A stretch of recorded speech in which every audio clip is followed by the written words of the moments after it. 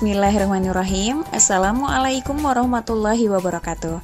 Anak-anak yang Ustazah sayangi, bagaimana kabarnya hari ini? Semoga anak-anak selalu dalam lindungan Allah SWT. Hari ini Ustazah Nisa akan mengajarkan pelajaran PPKN kelas 5. Kita akan belajar tema 8, subtema 1. Anak-anak silahkan membuka modul PPKN halaman 16.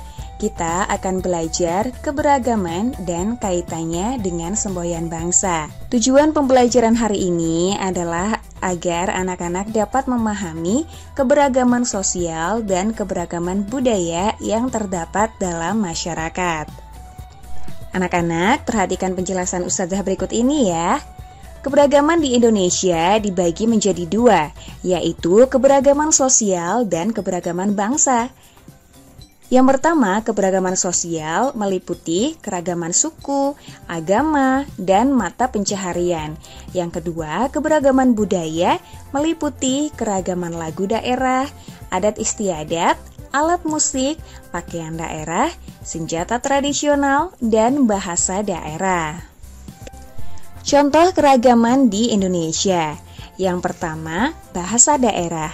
Anak-anak, setiap suku bangsa dalam berkomunikasi menggunakan bahasa daerah setempat.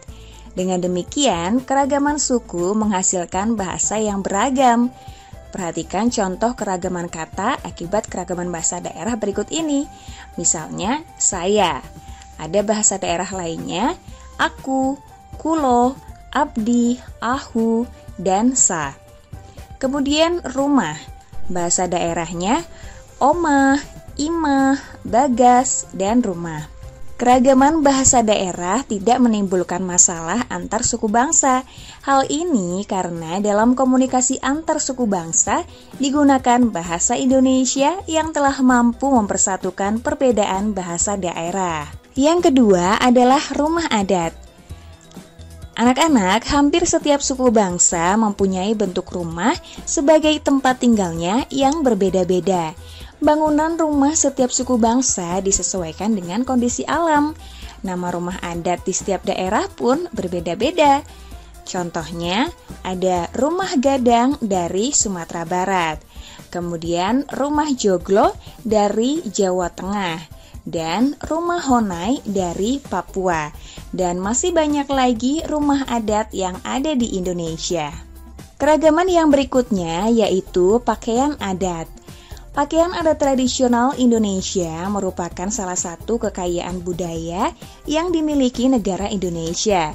Banyaknya suku-suku dan provinsi yang ada di wilayah negara Indonesia, maka banyak pula baju adat yang dimiliki oleh setiap suku di seluruh provinsi Indonesia.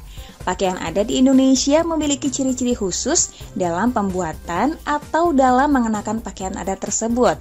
Nah, berikut beberapa nama pakaian adat dari berbagai daerah di Indonesia. Ada ule balang dari Aceh, kemudian ada pesaan dari Madura, kemudian ada ulos dari Sumatera Utara. Keragaman yang berikutnya adalah kesenian daerah. Anak-anak, kesenian daerah di wilayah Indonesia sangat beragam. Setiap suku bangsa memiliki kesenian khas yang terdiri atas tari-tarian dan lagu daerah. Contohnya, ada tari reog Ponorogo dari Jawa Timur. Kemudian ada tari kecak dari Bali. Ada tari lilin dari Sumatera Barat. Selain tari daerah, ada juga contoh lagu daerah. Misalnya, gundul-gundul pacul dari Jawa Tengah, ampar-ampar pisang dari Kalimantan Selatan, potong bebek angsa dari Nusa Tenggara Timur, dan apuse dari Papua. Nah, anak-anak, itulah contoh keragaman budaya yang ada dalam masyarakat Indonesia.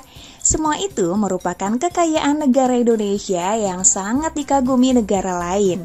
Indonesia memang memiliki masyarakat majemuk. Namun demikian, masyarakat Indonesia tetap hidup rukun, saling menghormati, dan bertoleransi antar warga masyarakat. Semoga kita juga bisa menjaga kerukunan bangsa Indonesia. Nah, anak-anak, demikian pembelajaran PPKN hari ini. Semoga anak-anak dapat memahami dengan baik ya. Sekian dari Ustadzah Nisa, sampai jumpa lagi pada pelajaran PPKN selanjutnya. Wassalamualaikum warahmatullahi wabarakatuh.